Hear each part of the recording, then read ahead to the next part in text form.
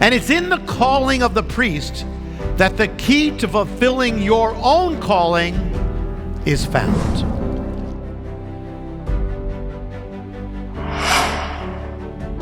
If you are a disciple of God, which if you're born again you are, you want to fulfill your calling. You should all have a burden. Lord, I want to fulfill my calling.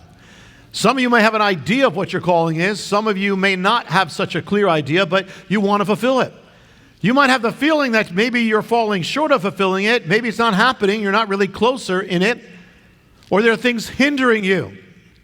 What if there was an absolutely certain way of fulfilling your calling?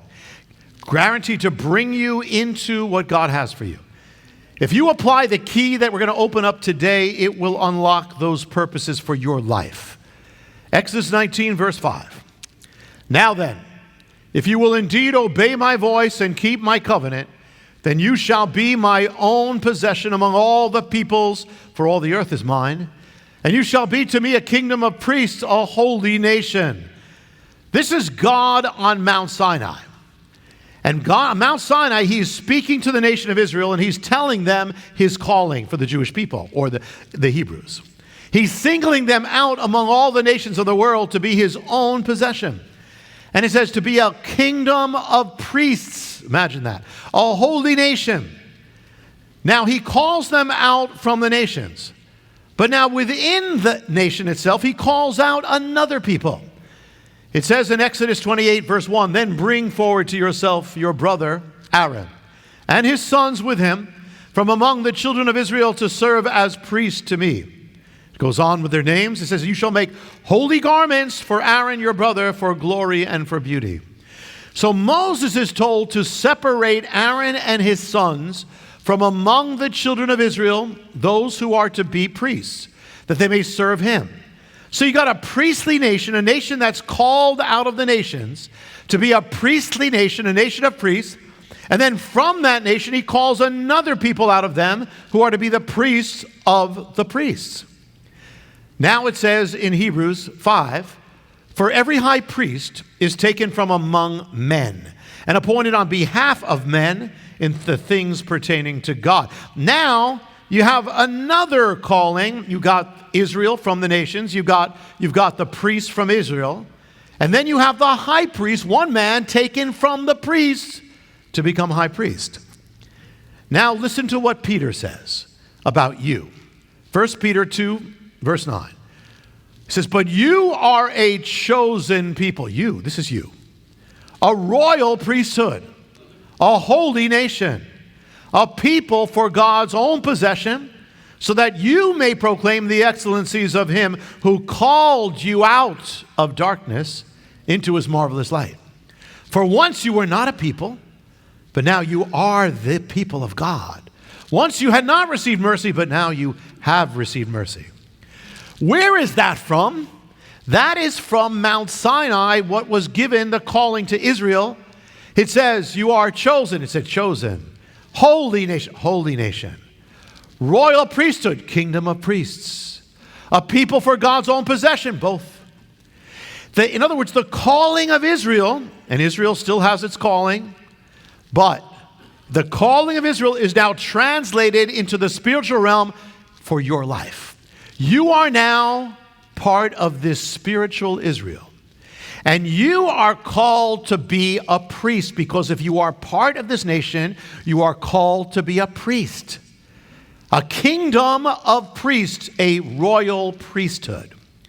And it's in the calling of the priest that the key to fulfilling your own calling is found. With the call, notice a theme here. When God calls, there is a separation. God called Israel. They had to be separated from the nations.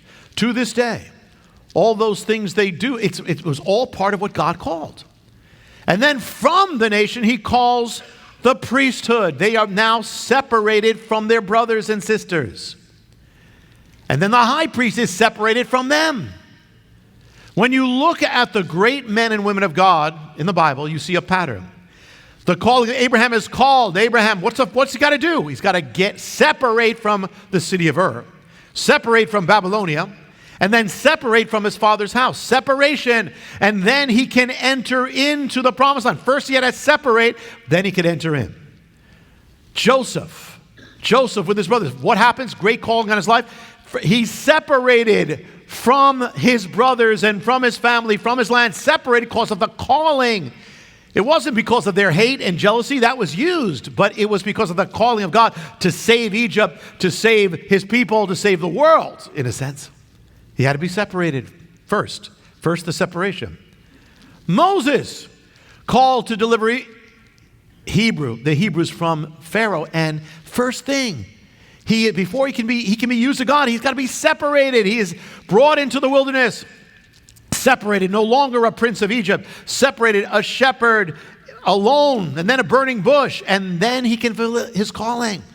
David, separated from his brothers, the one who's out there with the sheep, separated again on the run in the wilderness, Lord, writing the Psalms because he's separated, then he can become king. The prophets of God, Elijah, Ezekiel, Jeremiah, Daniel, Isaiah, all separated. God said to Jeremiah, I called you from your mother's womb. I called you then. John the Baptist said he was the greatest one of those who are called. Separated, if anyone was ever separated, he's right there in the middle of the wilderness, a voice crying in the wilderness. Separate, so he can fulfill the calling of God. The disciples, they weren't separate, but when they were called, they separated. They had to drop their nets, separate from the nets, leave their fishing boats, separate from their father, separate. Matthew, separate himself from the tax table. All of them. Shaul, Paul, the apostle, he was part of the rabbinic world of Judaism back then, and advancing and in that world, but God had to separate him. And he used even his hatred of this new movement to get him out by himself on Damascus Road, that he gets changed and he becomes the apostle to the world. And when did the first mission to the world begin, which changed the history of the church, the world, and you? Acts 13, listen to what happens. It's in Antioch. It says, while they were serving the Lord and fasting, the Ruach HaKodesh, the Holy Spirit, said, separate Barnabas and Saul for me, for the work to which I have called them, for the purposes to which I have called them. They fasted and prayed, laid their hands on them, and sent them away. The Holy Spirit said, separate Barnabas and Saul for the purposes that I've called them to. And this would change the world. Began with separation. And notice the words, separate, purpose, call. Purpose, you have a purpose with God. You have a calling from God. Separation, it goes together. Hi, I'm Jonathan Cahn, and I hope you were blessed with the video. Make sure you hit the subscribe button and tap the bell icon so you're notified every time a new video is posted. Feel free to share your reactions with your comments and how you were blessed, and share this video with your friends. Thanks for watching, and I'll see you next time.